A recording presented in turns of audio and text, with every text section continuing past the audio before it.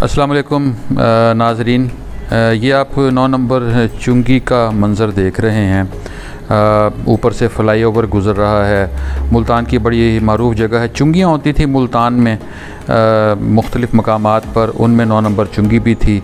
ये जिस जगह से वो फ़्लाईओवर शुरू हो रहा है, ये आप देख रहे हैं स्टेट बैंक के करीब से, चौक कचहरी के करीब से ये फ़्लाईओवर शुरू होता है और फिर 9 नंबर चुंगी तक जाता है। चुंगियाँ ख़त्म हो गई, मुद्दत हुई, लेकिन नाम अब ज़ाहिर है महसूल चुंगी का निज़ाम भी चेंज हो गया, ख़त्म हो गया।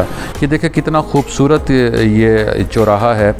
इस चौराहे ने भी कई रंग देखे। जब 1998 में एटमी धमाके हुए तो यहाँ मॉडल नस्ब किया गया था, मिसाइल का एक मॉडल नस्ब किया गया था। फिर उसके बाद आप 2008 का एक आपको अब तस्वीर दिखा रहा हूँ। उस वक्त यहाँ आप देख रहे हैं आमिर डोगर साहब और अब्दुल कादिर गिलानी साहब का बोर्ड नस्ब है यूसुफ रज़ा गिलानी साहब की हिमायत में।